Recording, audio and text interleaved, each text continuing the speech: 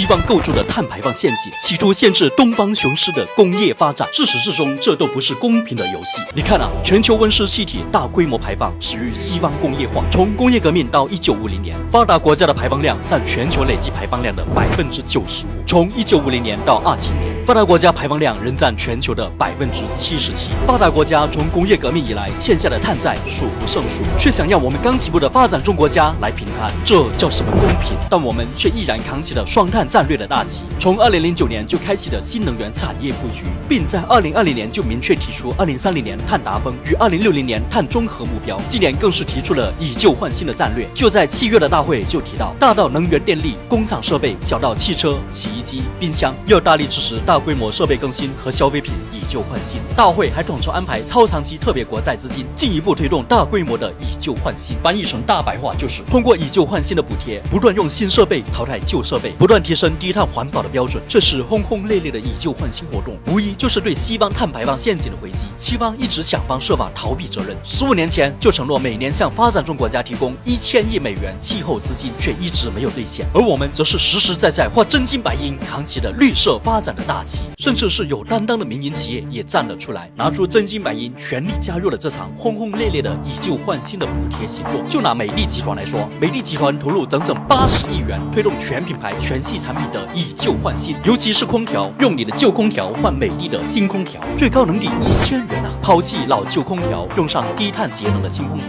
在炎热的夏天吹着空调吃冰镇西瓜，能不爽吗？就拿这款美的风尊2代来说，堪称紧扣双碳战略的代表作。通过算法升级24小时酷省电模式，节能效率居然高达25%。更难能可贵的是，180度旋转导风板能实现天幕式送冷风，避人不直吹，舒适的同时也不怕吹感冒。突出的就是低碳又舒适。事实上，节能还不是它最牛的，风尊2代更有着强劲的功能，9米远距离送风，就算是狭长客厅，也只需要3分钟就能脚凉全屋。这时老外不服，跳出来说，一个空调怎么可能做到环保低碳却又功能强劲？事实上，这得益于美的空调的黑科技，夏天的地表温度和空调外机都有可能达到50-60度，普通空调的外机都是用风扇散热，外机还是热的，所以空调制冷慢，甚至直接罢工了。而美的风尊2代的钻石金刚外机不但搭载大风扇，更是嵌入倒装式电控。简单来说，哪怕室外60度高温，空调制冷的速度和效果都是立竿见影的。这下老外彻底服了，这么简单的一个舒适空调，却集合了低碳、环保、高效3大优势。由此可见，以旧换新推动了设备更新，从而提升了低碳环保的标准，是完美的战略闭环。成立于1985年的美的集团，全球有8大研发中心、8大生产基地，出口2000多个国家和地区。美的正在用行动告诉消费者，在低碳环保的道路上，中国无论是政府、企业还是消费者，都在孜孜不倦做出贡献。更重要的是，以旧换新刺激了内需潜力，带动了各个产业链的发展，从而促进就业，提升了全民收入。